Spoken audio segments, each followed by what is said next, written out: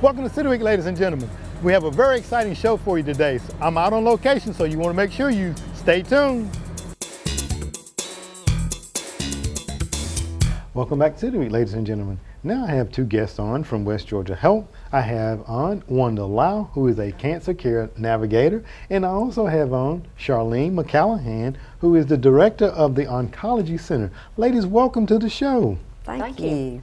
Well, Wanda, I know that you and I have sat down on a number of occasions, Relay for Life and a couple other programs. And Charlene, I think you and I have sat down as well and had a couple of times to talk. But today we're here to talk about something that is very, very important, not only to just the males in our community, but to females as well. There's a program that the hospital is putting on called Scope It Out. So let me just ask you, Charlene, what is Scope It Out all about? Alton, it's a community awareness program that the hospital put together because March is colon cancer month. Okay. And so for the months of March and April, we are really trying to get out to the public to get them to understand how very important that this disease is and how preventable it is. Just if we can educate people on screenings. One of the biggest statistics that we would like to get out there is of the cancer patients that we see that are colon cancer patients, about 56%, so well over 50% of our people are in the latter stages, stage 3 and 4 of colon cancer. And at that point, the outcome is not nearly as good.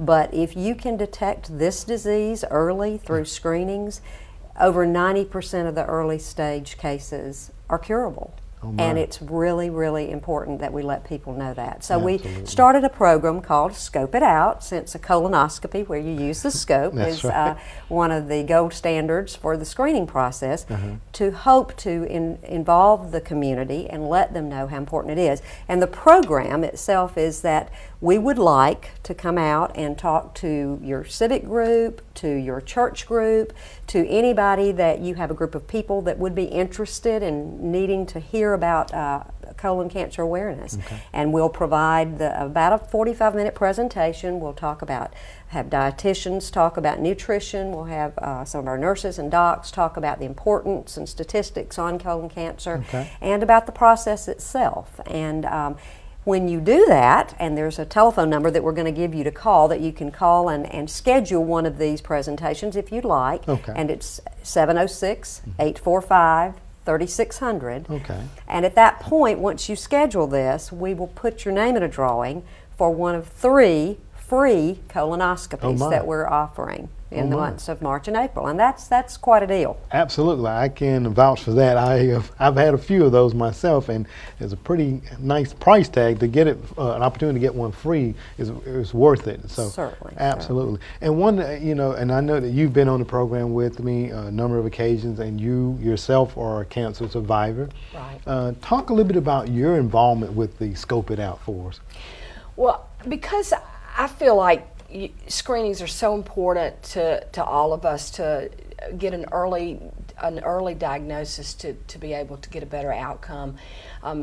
The thing that strikes me about the colonoscopies and about colon cancer is the fact that this is the one screening that can actually prevent, in many cases, having colon cancer. That's powerful. When what happens in many cases is the growth of polyps inside of our colon, and we have no symptoms that a polyp's growing.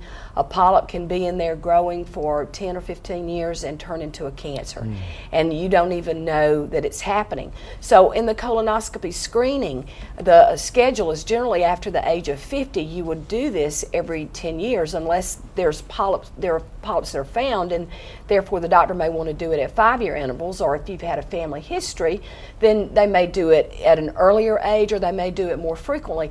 But the real key here is when they go in with the colonoscopy scope and scope it out, they find those polyps and they remove them, and they don't have an opportunity to grow into a cancer.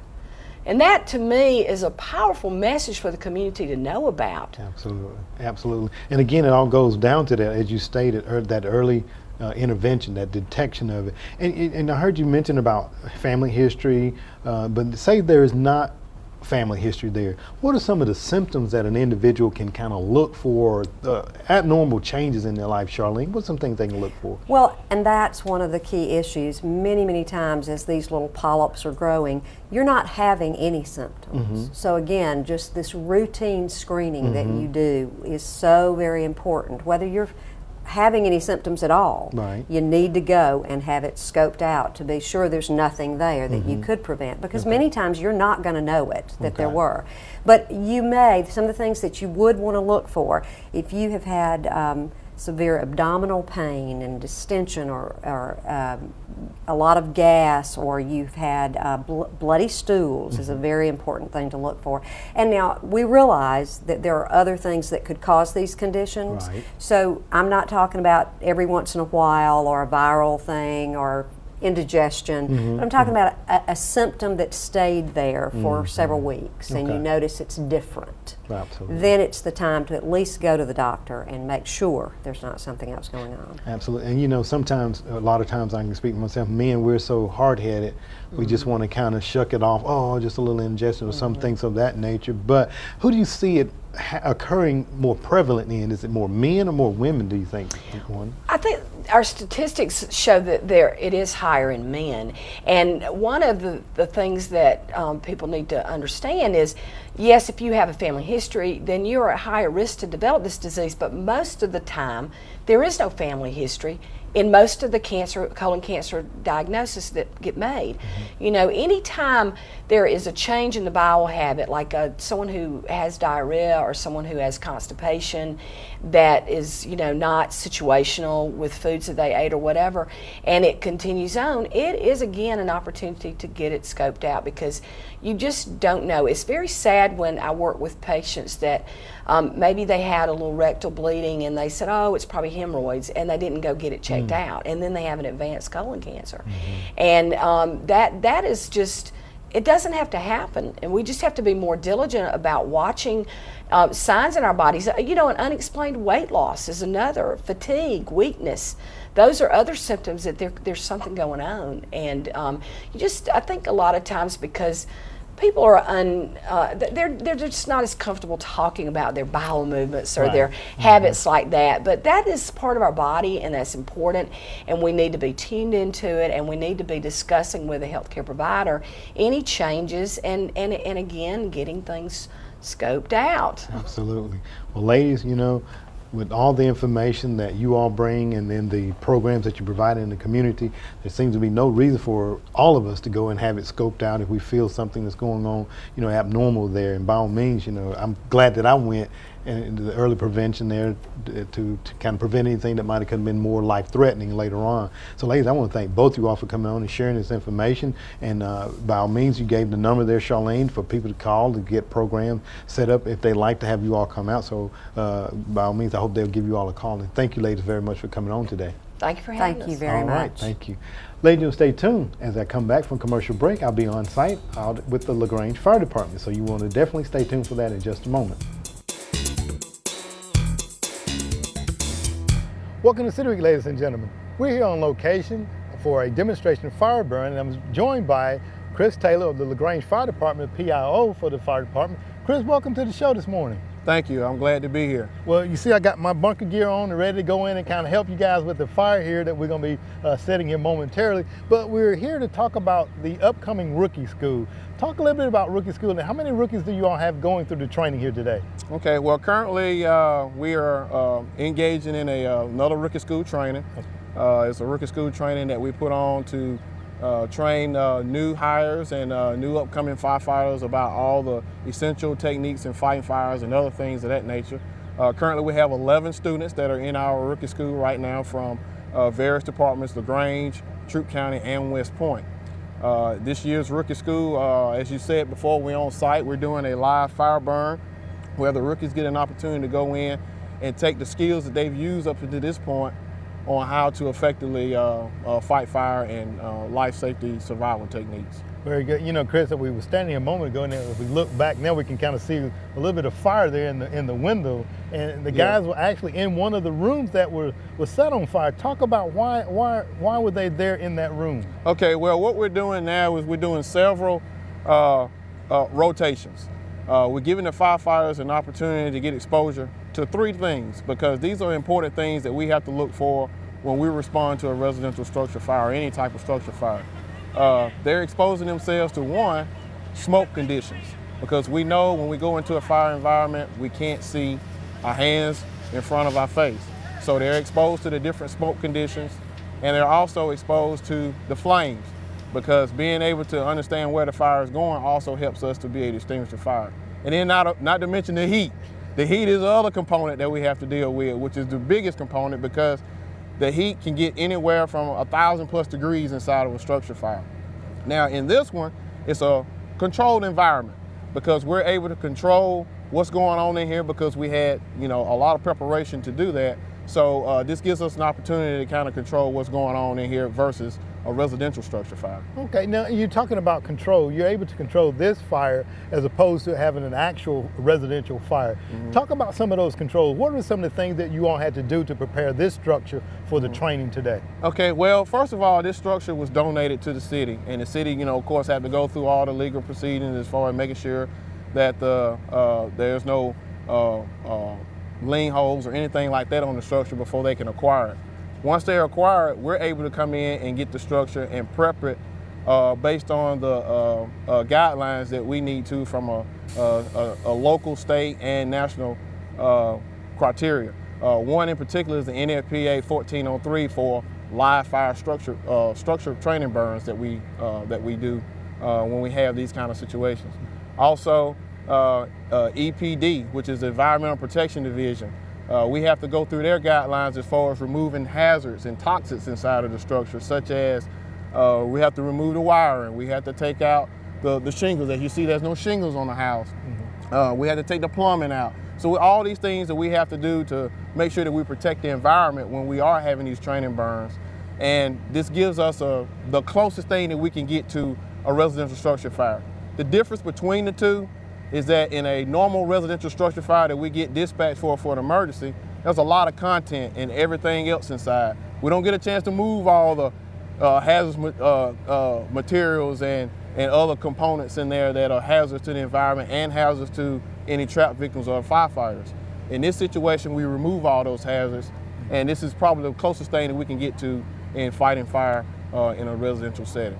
I'm talking about being able to control the fire burning and things of that nature. I'm sure it's a difference of night and day when you're doing an actual fire, because as you and I were talking before we came on, when you go in an actual residential area, people have their personal items and things of that nature sitting around. Exactly. And a firefighter, is in unfamiliar territory. Exactly. We don't go in people's homes and know exactly what they got, because people have all sorts of things.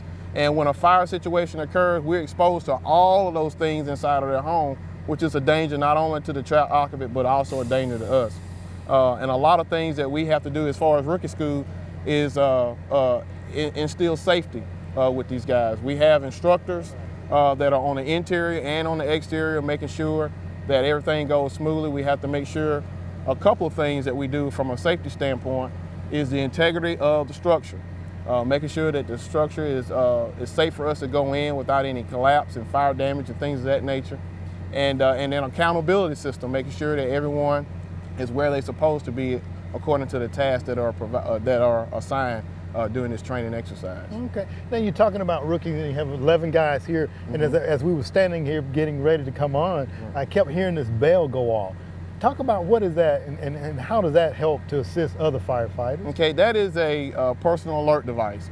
Basically what it is, that noise that you hear, when a firefighter is not moving or down for 30 seconds, that alert device goes off, warning other firefighters that that person may be in some kind of danger. So it's a safety mechanism for us if we have fallen in a situation where we're trapped or stuck somewhere and we need, immediate help from our peers. Oh, okay. Well, let me ask one.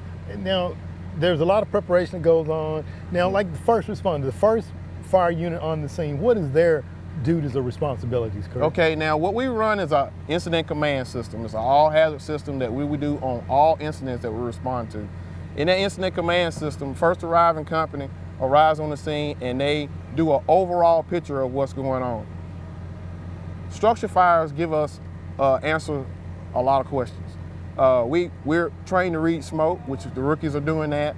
We're trained to read the fire because the fire tells us, the flames tell us the intensity of the fire, and then of course the heat conditions and how long that structure has been under those conditions before our arrival. Depicts on how we're going to actually go in and attack this fire. We have to go around and check the structure to make sure that it's structurally sound before we make an initial attack. So we have our incident command system, and we have an incident command system here today. We have an officer in charge. We have a safety officer, okay? That ensures the safety of all personnel, not only on the fire ground, but pedestrians and, you know, neighbors and things of that nature. So we have safety that takes care of everyone that's around the immediate area, okay?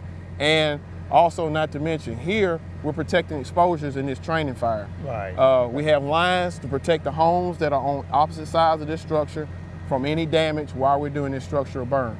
Okay. So our incident command system and our safety procedures that we have is very, very important on any incident we respond to, especially for structure fires. All right. Well, Chris, I want to thank you very much for inviting me to come out to kind of see this no live problem. training and everything. And I know that the rookies will thoroughly enjoy it because, you know, just to see the flames come up and then to be able to put them out. Right. You know, all kids want to be a firefighter, I guess, when they're little boys. So they get an opportunity to do that in a controlled environment. So thank you very much for inviting us out today. Right. And I just want to add that we'll have more information about the rookie school in detail in one of our smoke signals upcoming shows. Okay. Well, very good, Chris. Thank you so much for inviting me today. Thank you. All Appreciate right, then.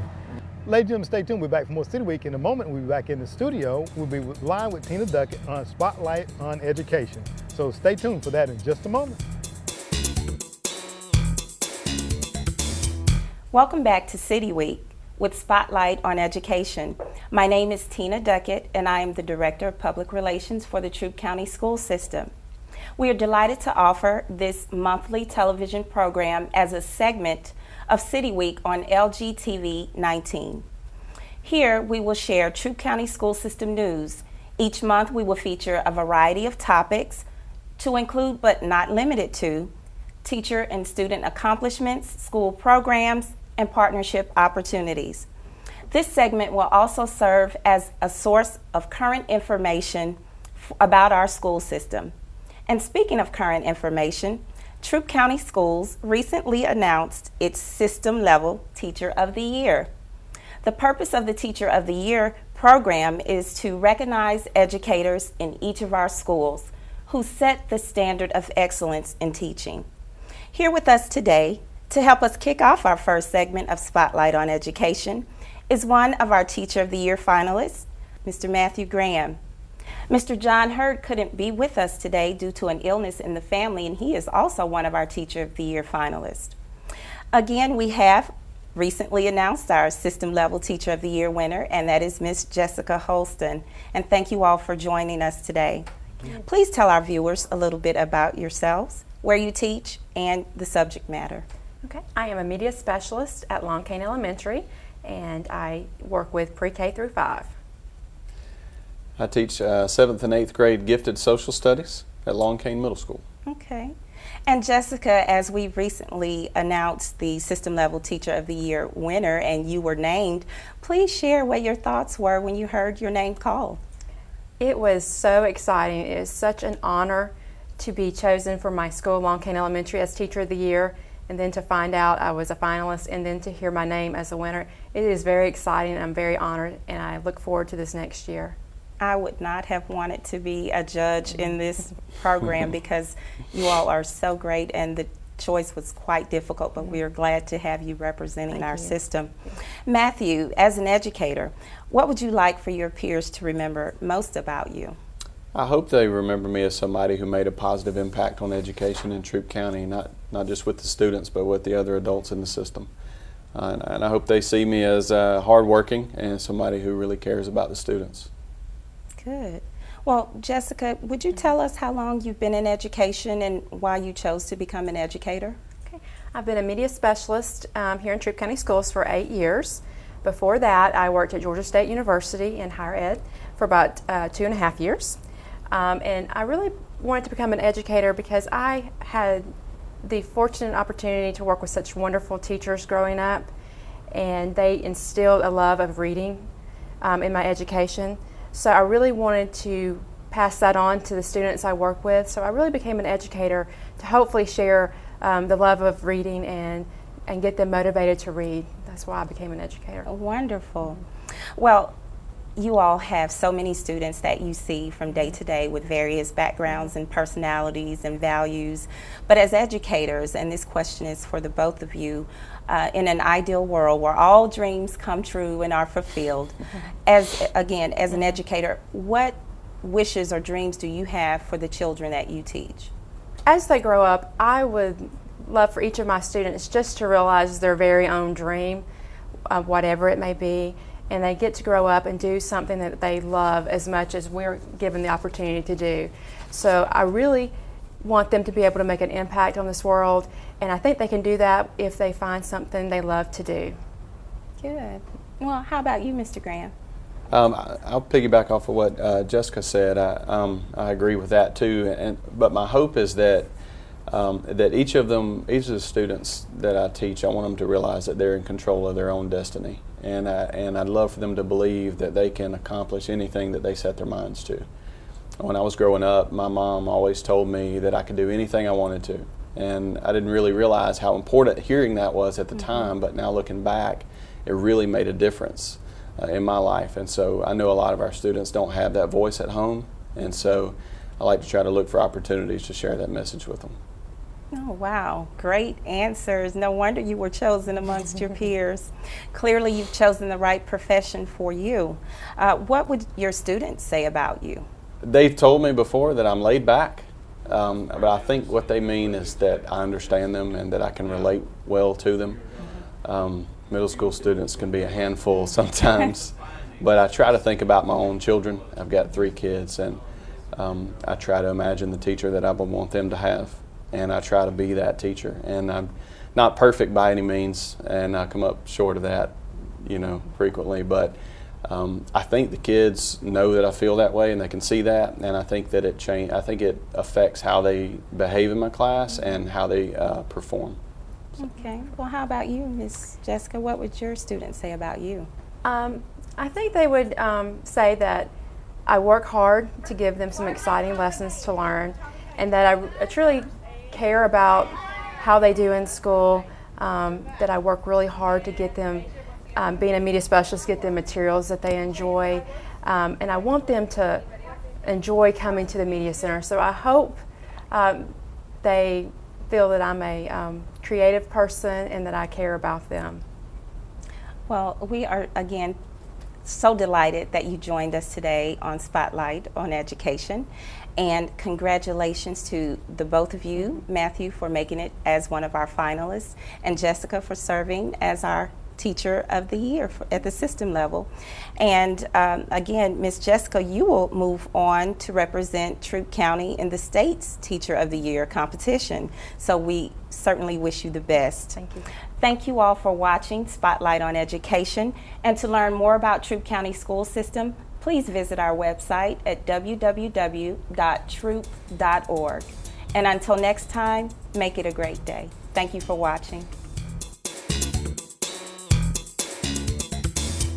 I'm from Harris County, but I work in Westport. Okay, and yourself, sir, where are you from? I'm from Harris County. I work for the City of LaGrange. Okay, let me find some over here. Where are you from, sir? Troup County. From Troup County. Are you going to be joining with the LaGrange? I'm actually a volunteer with Troup County Fire Department. Oh, okay, very good. All right, very good. Oh, ladies and gentlemen, thank you for joining me this week for City Week. My guests have been from the West Georgia Help. We talked about Scope It Out, and also I had on from the LaGrange Fire Department, Chris Taylor. And I'm joined here by the rookies that are going through rookie school. So I hope that you've enjoyed the show this week. And as always, I want to invite you back for more of City Week.